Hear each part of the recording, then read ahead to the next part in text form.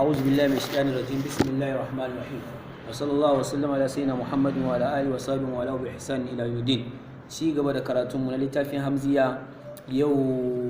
Asabar 7 ga watan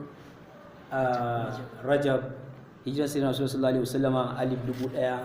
1447 wanda ya daidai da 27 ga watan 12 miladiya 2025 ci gaba da karatun littafin Hamziya karatun na baya mun tsaya karshen shafi na 22 inda al-Imam Busairi yake cewa amma Allahu ayatal layli dhukran ba'da sahwin li yujida al-insa'u.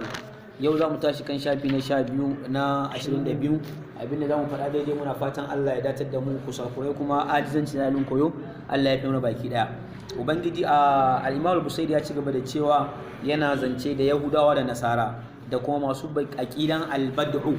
yake cewa an badalil ilahi fi dhabhi ishaq wa qad kana al-amru fihi madau am koko sabanin abinda Allah yayi nufi badalil ilahi shine bayyana ga Allah fi dhabhi ishaq cikin yanka ishaq da mutane suka yi shin ba haka ne Allah yayi nufi ba amma kan din ya faru wa kana al-amru al-halin al-amari na yanka ishaq din qad madau hakika ya riga ya zantu tukuna Allah ya gane cewa yayi kuskure ko me wani bayani kuke da shi akan hakan ne aw ma harrama Allah nikah al-ukht ashe Allah bai haramta auren yar uwa ba da tahlili bayan da ya halasta tsakanin ƴaƴan Annabi Adamu fa huwa zina to wanda aka riga kai ya zama to zina kenan la tukadhib ku de musulmai kadda ku yi ƙarya cikin shanin Allah annal yahuda lallai yahudawa dai waqad zagu haqiqa sun karkace anil haqqi gabarin hanya na gaskiya su yahudawa ma'asharul lu'ama taro ne na mutanen banza jahadul mustafa sun yi inkarin annabin zabi wa amana bit taguti amma sai kuma suka yi imani da tagut qaumu lallai yahudawa da nasaran nan mutane ne hum indahum shurafa'u cewa tagutun nan qaumun mutane ne shurafa'uhum su suka zama to shurafa'un masu daraja indahum a gurin su ba su yi imani da annabi ba amma su yi imani da tawagiti nasu qatalul anbiya'a sun kashe annabawan Allah wattakhazul ijla sai kuma suka riki dan maraki ya zama to musu abun bauta ala ku saurara innahum lallai su yahudawa da nasara humus sufaha'u su ne mutane masu su ne sufaha'u masu tababbun hankali marasa hankali wasafihun aiwawa man sa'ahul mannu shine wanda almannu wassalwa wannan almannu darba wassalwa da kuma soyayyun 'ya'yan shila sa'ahu ya munana a tunanin shi ya munana gare shi amma alfumu albasa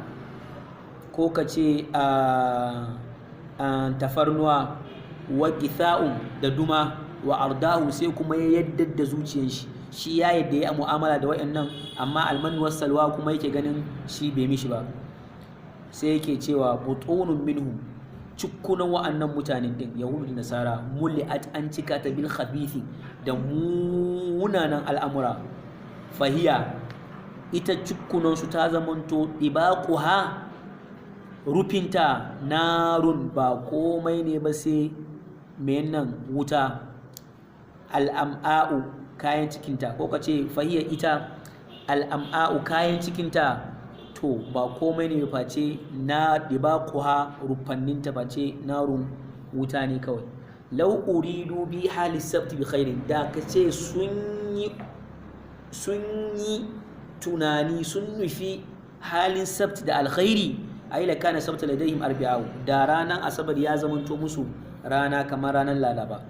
amma saboda nufin da suka yi da sharri da shi sai Allah ya sa rana ya zama musu rana na musiba huwa yawm mubaraku ai rana ne asalin shi rana mai albarka qila li tasrifin fihi an ce saboda tasarrufi na aiki da suka yi a cikin wannan ranar na abin da aka hana su na farauta suka yi min tasarrufi fihi min al-yahudi saboda aiki tasarrufi da yahudawa suka yi a wannan ranar din i'tida'un na ƙetare haƙƙi na ubangiji da Allah ya hana su yi farauta wannan rana amma su suka yi shi yasa ubangiji ya mayar da ranar ta zama ranar azaba a gare su fa bi zulmin minhum, saboda zaluncin su da suka yi wa kansu, wa kufrin da kuma kafirce ma Allah da suka yi, adatuhum tayyibat, duk wani abu wanda ya zamanto na jin daɗin rayuwa, adatuhum sai ta tsere musu, ta ƙetare musu, a ibtila'u sai kuma aka jarabce su fi tarkiha gurin barin wa'annan abubuwan din, duk wani abin da ya zamanto zai suna jin daɗi, za su ji daɗin rayuwa da shi, sai Allah ya haramta musu, duk saboda wannan abin da suka yi ne. Khudi'u, sun yaudaru, bil munafiqina, da zantuttuka na munafikai. Wahal, shin yunfiqu ashiqa'u, sai ka ce ashiqa'u tsiyatanci, wahal yunfiqu, shin ana ciyar da ita, ana yin amfani da ita, illa ala safiya, ai sai ga wanda yake wawa. Ai ba mutum ba wawa ba, waye zai ga wannan abun halaka ne amma ya yarda da shi, ai sai wawa. Shine yake cewa hal, wai shin ashiqa'u tsiyatanci, yunfiqu ana ciyar da shi, ai illa ala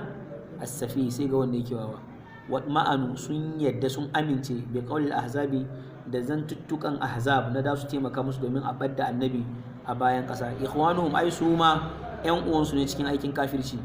Innana, su ahzab din suna ce musu, innana mu awliya'um, masu jibintan al'amura ne lakum a gare ku, ku fito za mu taimaka muku a yaƙi Muhammadu ya zama to an batar da shi a bayan ƙasa.